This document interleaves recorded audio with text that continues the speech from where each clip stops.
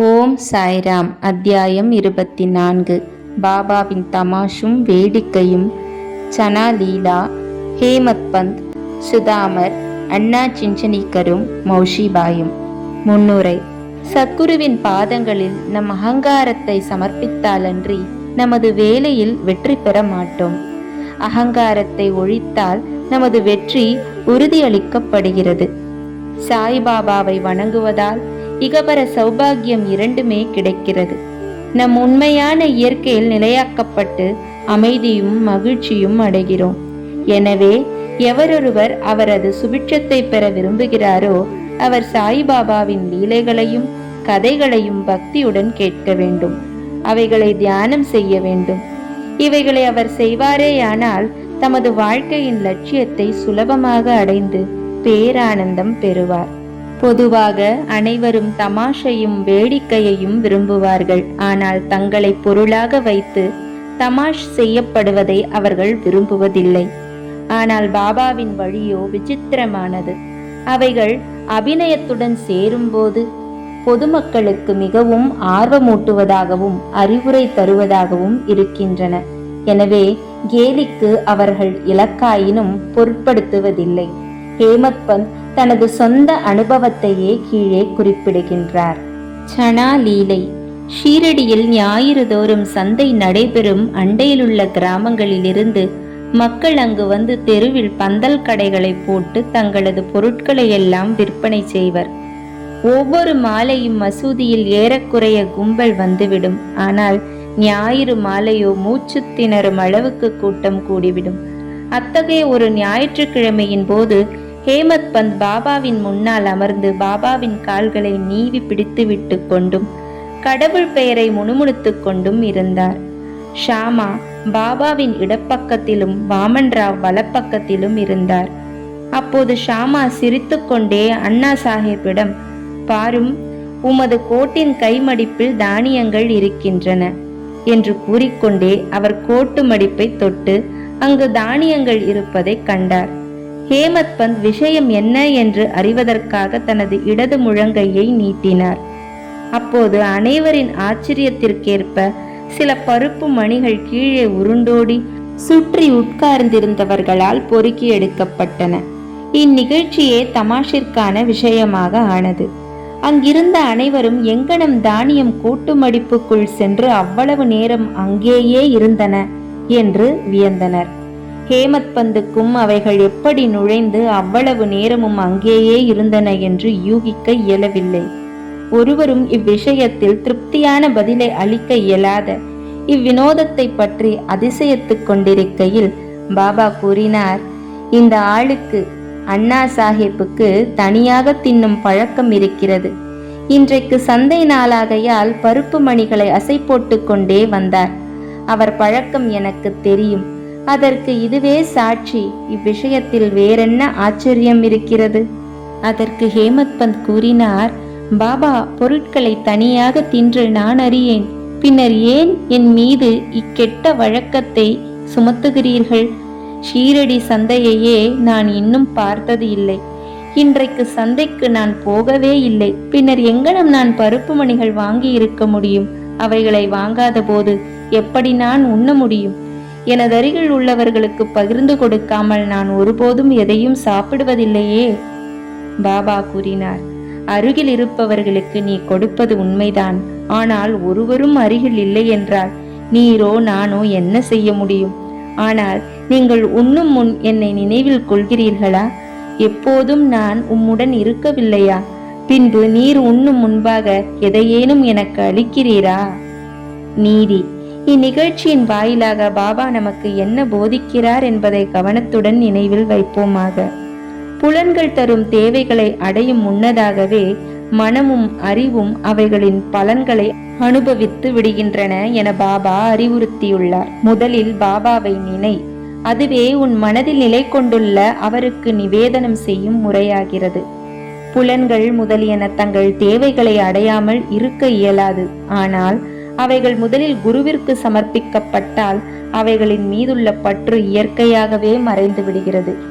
இவ்விதமாக ஆசை, கோபம், வெறுப்பு முதலியவை பற்றிய நமது எல்லா எண்ணங்களும் முதலில் குருவிடம் சமர்ப்பிக்கப்பட்டு அவரை நோக்கி செலுத்தும் பயிற்சியானது அளிக்கப்பட்டால் எல்லாவித எண்ணங்களையும் களைவதற்கு கடவுள் உதவி செய்வார். பொருட்களை அனுபவிக்கும் முன் பாபா அருகிலோ அல்லது அங்கிருப்பதாகவோ நினைத்து கொண்டால் அப்பொருள் அவர் அனுபவிக்கத்தக்கதா அல்லவா என்ற கேள்வி உடனே எழும். பின் அனுபவிக்கத்தகாதவை எல்லாம் நம்மால் ஒதுக்கப்பட்டு நமது தீய பண்புகள் அல்லது செயல்கள் நம்மை விட்டு மறைகின்றன. நமது பண்பும் வளர்கிறது. பின்னர் குருவிடம் உள்ள அன்பு வளர்ந்து தூய ஞானம் துளிர்க்கிறது. இந்த ஞானம் வளரும்போது நான் எனது என்ற எண்ணம் அழிந்து நமது அறிவு ஆன்ம உணர்வுடன் கலக்கிறது. பின்னர் நாம் பேரின்பத்தையும் திருப்தியையும் பெறுகிறோம். குருவுக்கும் கடவுளுக்கும் பேதமில்லை. அவர்களுள் பேதம் காண்பவன் கடவுளை எவ்விடத்தும் காண்பதில்லை. எனவே பேத மனப்பான்மையை ஒழித்து குருவையும் கடவுளையும் ஒன்றாக கருத வேண்டும். எனவே எண்ண மாறுபாடுகளை நீக்கி குருவை கடவுளாக வழிபட வேண்டும். இவ்வாறு நமது குருவுக்கு பணிவிடை செய்தோமேயானால் கடவுள் நிச்சயம் மகிழ்வடைந்து நமது மனத்தை தூய்மைப்படுத்தி நம்மை நாமே அறியும் உணர்வை அளிக்கிறார். இரத்தின சுருக்கமாக, முதலில் குருவை நினைக்காமல் நாம் எப்பொருட்களையும் புலன்கள் வழி அனுபவிக்க கூடாது.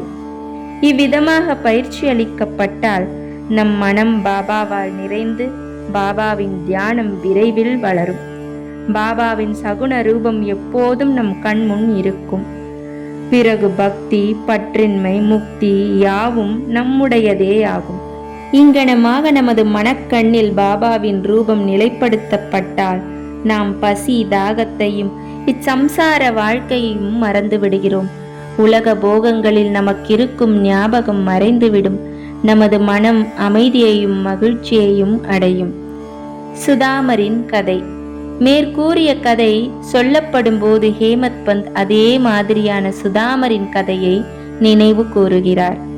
அதே தத்துவத்தை இக்கதையும் விளக்குவதால் இங்கே கொடுக்கப்பட்டிருக்கின்றது.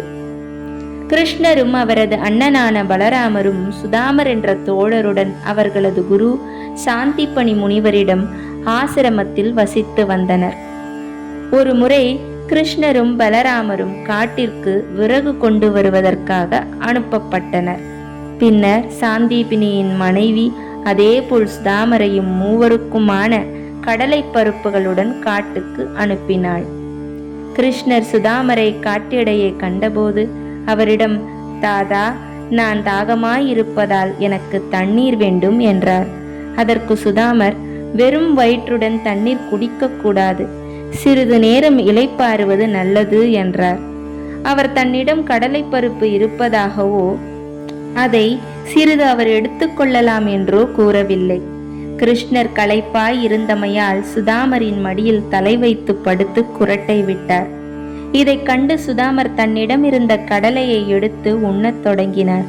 கிருஷ்ணர் திடீரென கேட்டார், தாதா, என்ன சாப்பிடுகிறாய்? சப்தம் எங்கிருந்து வருகிறது? அதற்கு சுதாமர், சாப்பிடுவதற்கு என்ன இருக்கிறது? நான் குளிரால் நடுங்கிக் கொண்டிருக்கிறேன். எனது பற்கள் தாளமடித்துக் கொண்டிருக்கின்றன. விஷ்ணு சஹஸ்ரநாமத்தை கூட என்னால் திருத்தமாக பாராயணம் செய்ய முடியவில்லை என்றார். இதை கேட்ட சர்வ வியாபியான கிருஷ்ணர், மற்றவர்களது பொருட்களை உண்ணும் ஒரு மனிதனை கனவில் கண்டேன். அதை பற்றி கேட்டபோது தின்பதற்கு ஒன்றுமில்லை என்ற பொருளில், என்ன மண்ணா தின்பதற்கு உள்ளது என கேட்டான்.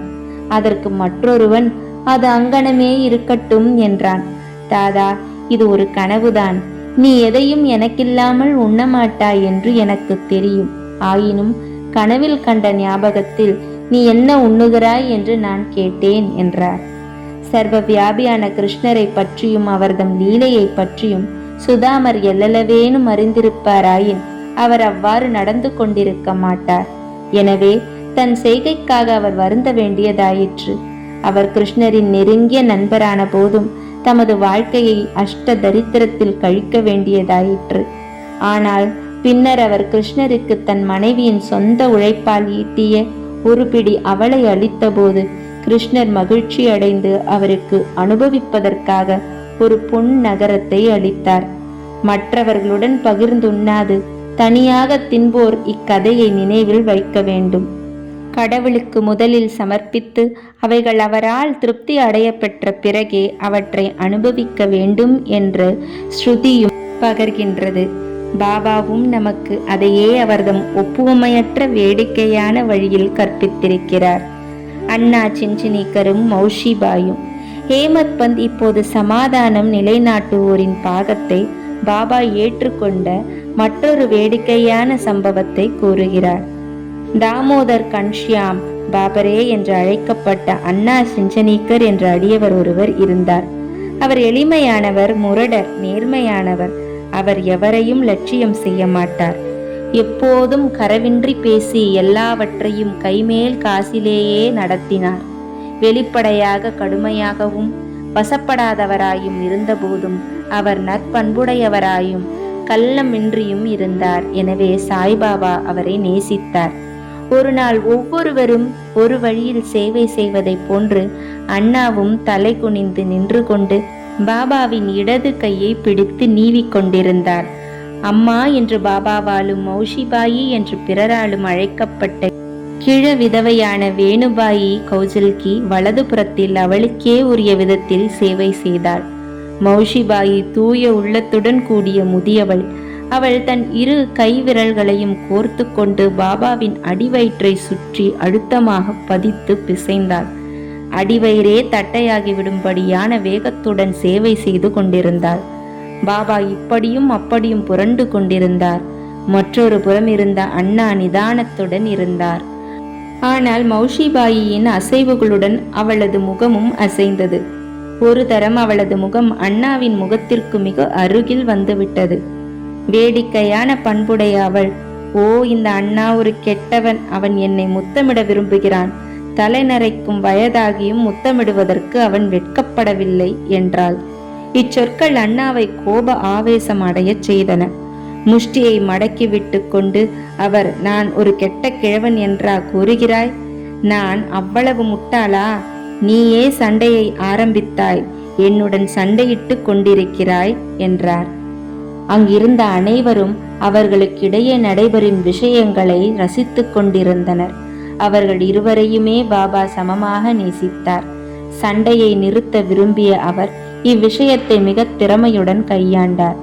அன்புடன் அவர் கூறினார், அண்ணா, ஏன் அனாவசியமாக இக்கூச்சலையும் குழப்பத்தையும் உண்டாக்குகிறாய்? தாய் முத்தமிடப்படும் போது உள்ள நெறியின்மை அல்லது தீங்குதான் என்ன என்பது எனக்கு விளங்கவில்லை என்றார். பாபாவின் இம்மொழிகளை கேட்ட இருவரும் திருப்தி அடைந்தனர். எல்லோரும் மன மகிழ்வுடன் தங்கள் உளம் நிறைவடையும் வரை சிரித்தனர். பின்குறிப்பு: அண்ணா சின்சினிக்கர் தனது சொத்துக்கள் யாவற்றையும் ஷீரடி சாய்பாபா சமஸ்தானத்துக்கு எழுதி வைத்தார் என்பது குறிப்பிடத்தக்கது.